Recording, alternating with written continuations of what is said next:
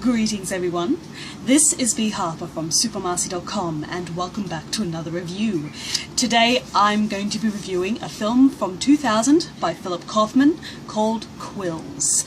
Now, Quills was originally a stage play written by Doug Wright, and it basically covers an episode of the Marquis de Sade's very notorious life. First things first, allow me to get this out of the way.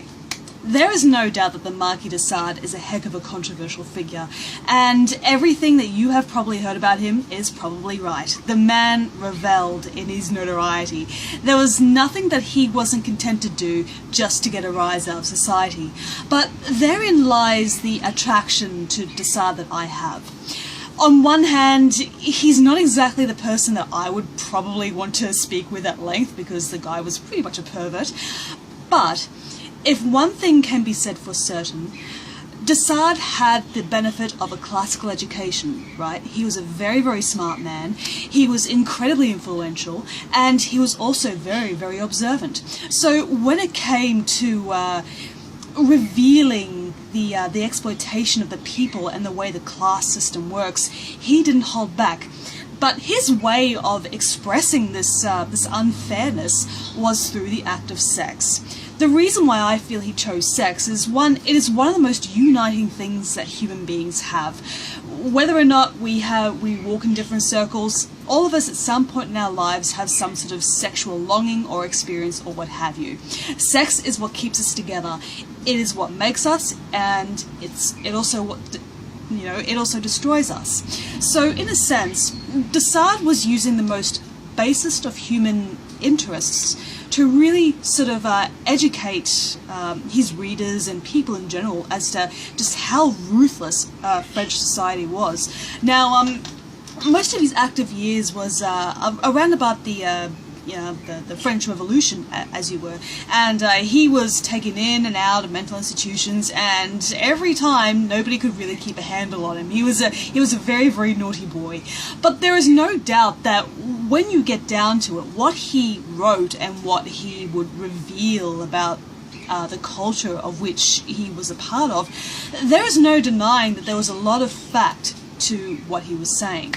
So going back to Doug Wright's script of the play, Quills is not really a film that I love, but it is still a movie I really do like, and I feel it is not just because of the fact that it covers the Marquis de Sade, who, as I say, has a huge sense of attraction to me, but also it has a fantastic cast. The cast involves this bunch, right? Get this. Geoffrey Rush as the Marquis himself, and a little bit more of him later, he's just amazing. Kate Winslet as Madeline, who is a very feisty laundress who works in the asylum that de Sade is incarcerated. Joaquin Phoenix as a holy man who ends up finding himself like tempted by de Sade's words as well as Winslet's character. Michael Caine, who plays a regular tight ass who also happens to be just as big a sadist as the Marquis de Sade is.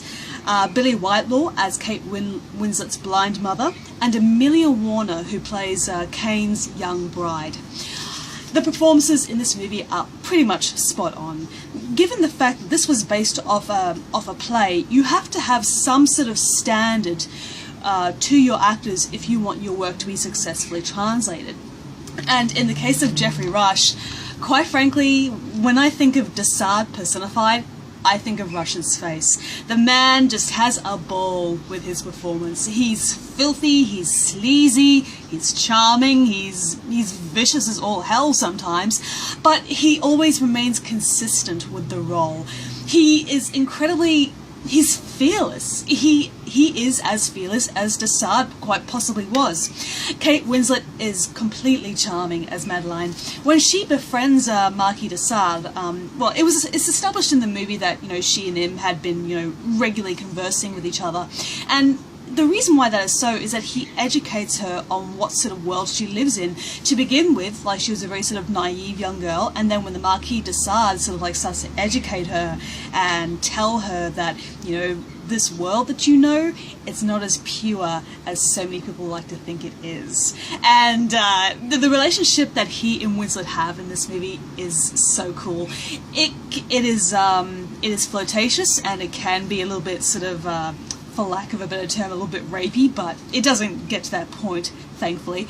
But it's also sort of built on a sense of love. Like, you can somewhat see that Desart actually cares for this woman, and he, you know, in a sense, he's very sort of protective of her as well, even if it's more in a possessive sort of pimp sense. But once again, he doesn't actively try to hurt her. Joaquin Phoenix as the Abbé de Colomiers, I think that's his name. I think that's how you pronounce it. He is, he's very sort of optimistic, and if I had to choose a character who tries to retain a sense of purity throughout the movie, it would be Phoenix's role. Even though he falls deeply in love with Winsor's character, he feels that it would be in his best interest to hide it. But as with Madeline, like when he comes into contact with Desart, his eyes are opened. Michael Caine as Royer Collard, here's the thing, he acts like a proper sort of French nobleman who just happens to be all about doing his job, and that is, trying to keep Marquis Desart underfoot. But in all actuality, he is the sort of figure that Marquis Desart writes about. He is a sadist. He is not content unless he is causing another person to be oppressed, and he just isn't satisfied until somebody has suffered enough under his fist. He is a huge control freak, and when he marries a young convent girl named Simone, played by Amelia Warner, the first thing he does on their wedding night is he violently rapes her. He has the pretense of a very sort of proper and pious sort of holy man working in Napoleon's stead, but by God, he is a monster behind closed doors. And I really love how Desart's writings and reality sort of like translate into this adaptation of this stage play. Like I said, like Desart was all about showing you the world of which he saw it, and quite frankly, in a sense, we are all somewhat fucked from birth. We just don't know it yet, or it is done under the pretense that it is for our protection. And yeah, it's a heck of a message, and the movie does not hold back in sort of showing you the more filthy aspects of this world. It's got some pretty horrific themes going on to it. This was like during the French Revolution, and the guillotine was like the boogeyman, as it were.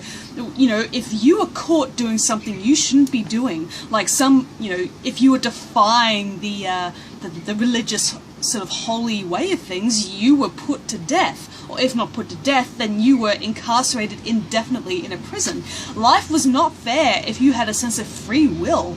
And it's just strange that, love and lust is what drives us, but the more people try to suppress it, the more violent these passions become, and it can be quite destructive. So, yeah, this film is very interesting on many fronts, and I personally would have loved to have seen this as a stage play. And you know what? If they got Geoffrey Rush back as Desart himself, that would be brilliant, because like I said, that the guy is amazing as Desart, and he really does bring forth the education and the exploitation of who this man was. Say what you like about the other stuff he did, and I'm not going to deny that. The guy was convicted of some pretty serious shit. But there's also no doubt that he was capable of telling some really major truths, even if it's just through the form of buggery in the text, but I digress. So, Quills to me earns a 4 out of 5. It is splendidly shot, wonderfully acted, and very well directed. You can really tell a lot of care and love went into making this movie, and no doubt when you have the playwright of this source material that you're trying to adapt, you have to make sure it's up to a certain par, otherwise, what's the point of making it? So yes, that was my review of Quills, and I hope, one way or another, if you haven't seen it, please do, or if not see that, then read up on the Marquis de Sade himself. The guy, if nothing else, he was a character. He is one of the most influential figures in history, and his values were questionable, and the way he treated other people was nebulous at best, but there is very little doubt that when the guy was telling the truth, it was the truth.